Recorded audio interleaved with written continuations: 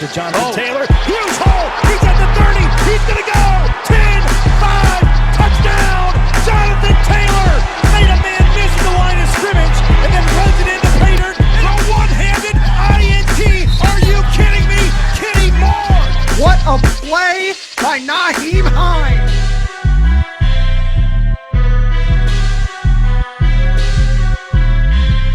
Horseshoe is back, baby. The horseshoe is back. What's going on, Colts Nation? Welcome back to another episode of the Bring the Juice Colts podcast. I know I'm not in my usual area where I record, and I normally don't have my normal setup right here right now, so I'm not able to do that kind of video, unfortunately. But the videos must go on, and today we're going to talk about my top 3 personal realistic options that I think the Colts should go for the quarterback. I believe this one's going to get uploaded right after Cody, so if you haven't already, be sure to go check his out. But here are my top 3 most realistic personal options that I think the Colts should do.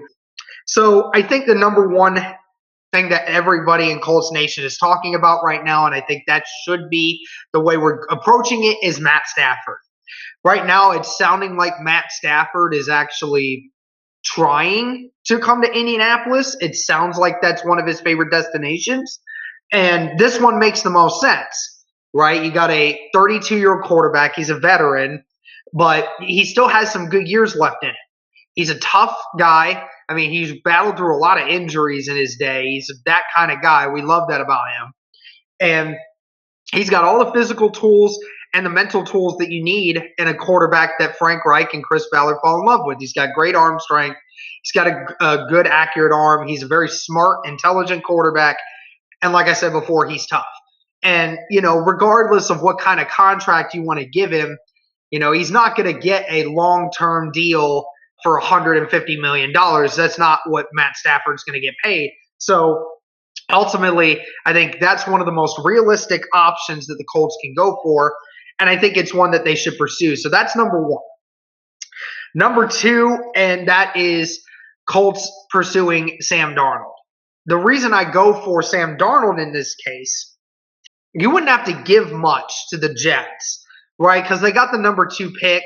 They're most likely, if they don't have Sam Darnold, they're going to invest that number 2 pick into something else. You can give them maybe a second rounder, maybe another pick to go along with it. You might have to invest a first. You might.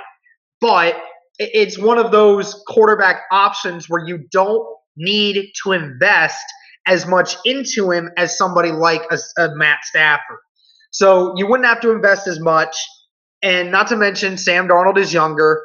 And I know a lot of people say, oh, well, Derek, look how bad he's been. Look how bad the Jets have been. Again, I'll go back to what I said many weeks ago about the fact that Adam Gase said that he personally failed him and the coaching staff failed him. That's why there's a new coach in town. So I don't blame Sam Darnold as much because the team, the coaches and the team did not put him in the best position to win, and he was dealing with injuries the last season and a half. I see a 24-year-old quarterback I see a young quarterback with a lot of untapped potential and good arm strength, and he makes plays that sometimes just make you go, wow, this kid's actually got something. And that's what we said early on in the Colts game this last season. He was tearing us up in the first quarter. Fortunately, the rest of the defense just decided to stop him for the rest of the game.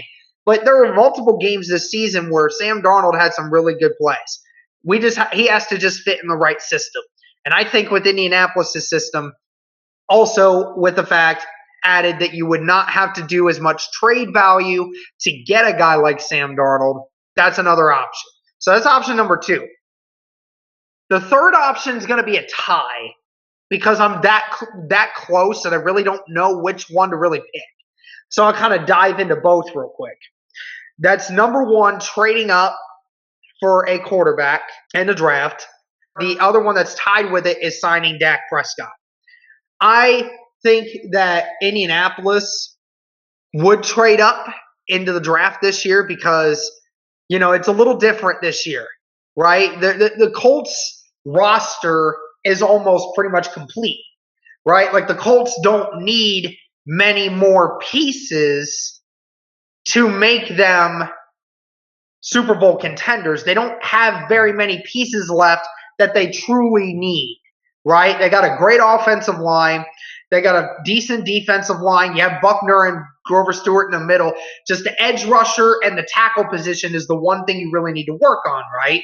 You got a good run game. You got some young receivers that you think can work with you. And then, your defense all around the board is young and it's getting better. And it was a top 10 defense last year.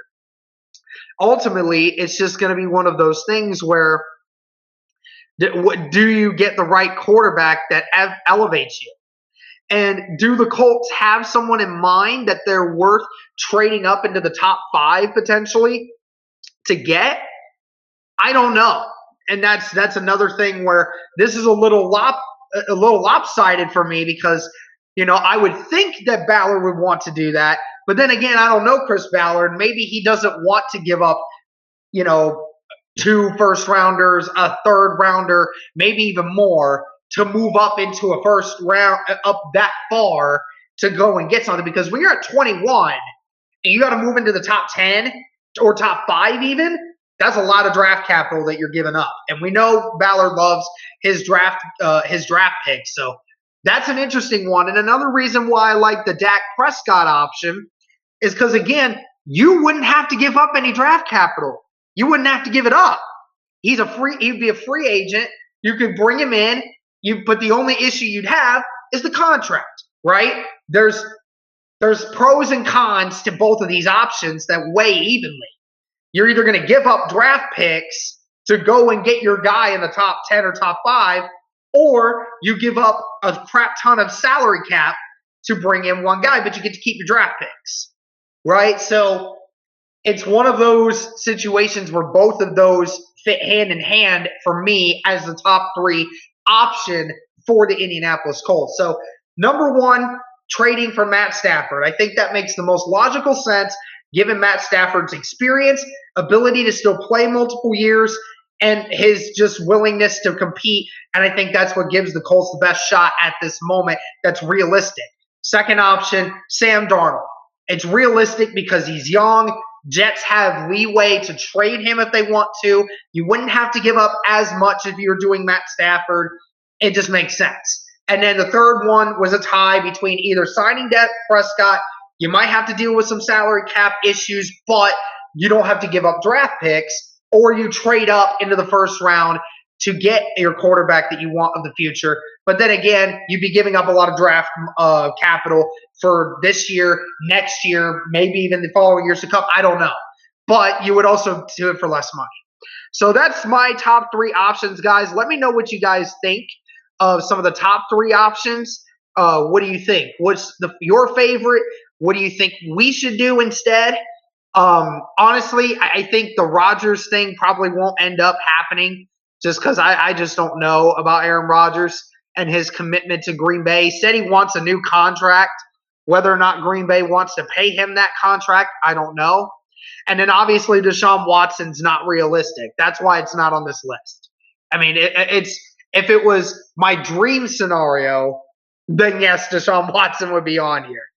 But thank you guys so much for tuning in.